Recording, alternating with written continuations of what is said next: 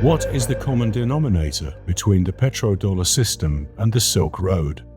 The Chinese Belt and Road Initiative, BRI, launched in 2013, involves over 150 countries and dozens of international organizations and has invested the equivalent of over $1 trillion. The main intention of the BRI is to promote international trade and infrastructure development in line with the official agenda of the Communist Party of China, the CPC. Most contracts are bilateral agreements, financial contracts for goods, services, and infrastructure projects imported to and exported from one country are transferred from a Chinese state bank, for example, the China Development Bank, to another, such as the Export-Import Bank of China.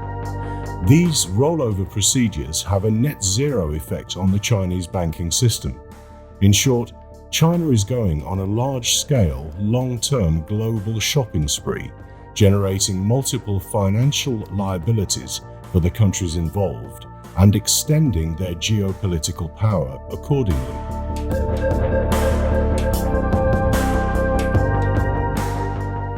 The goal of the US petrodollar system, meanwhile, was to maintain national energy security while providing military protection for OPEC countries. OPEC countries nominate their oil bills in US dollars, which are then reinvested in the US economy. The petrodollar system started in June 1974, and in June 2024, the agreements with OPEC ceased.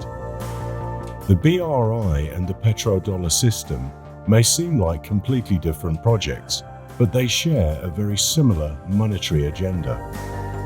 The common monetary denominator of both is that the liquidity required to finance energy security on the one hand and promote international trade on the other does not come from domestic savings accounts, taxpayers, or international credit lines. It is the political agenda that determines the targets, central banks that generate the money, federal governments and ministries that make public announcements, the public and commercial banking sectors that set up the credit lines to the corporate sector so it can implement the projects, and finally the Treasury that pays the bill. Each time, the procedure generates additional purchasing power that involves millions of jobs and corporate revenue and benefits America's and China's national sovereign interests and national jurisdiction. We could take this idea further and apply it to funding the UN SDGs, a Green New Deal agenda, or responses to future shocks. What would happen if the EU, representing a third of global currency reserves and one of the largest economic unions globally, were to create a peace and wealth belt in the neighboring MENA countries, following the same monetary logic as the US and China do for their sovereign interests?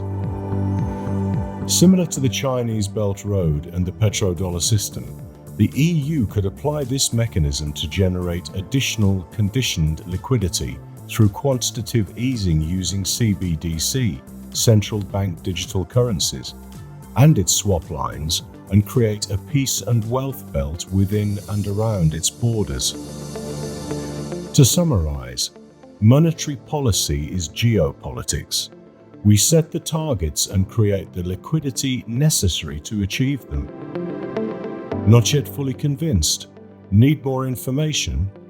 Please visit our homepage or read the books The Economics of Transformation or Financing Development Towards a Green Bretton Woods 2.0, available in all good bookstores.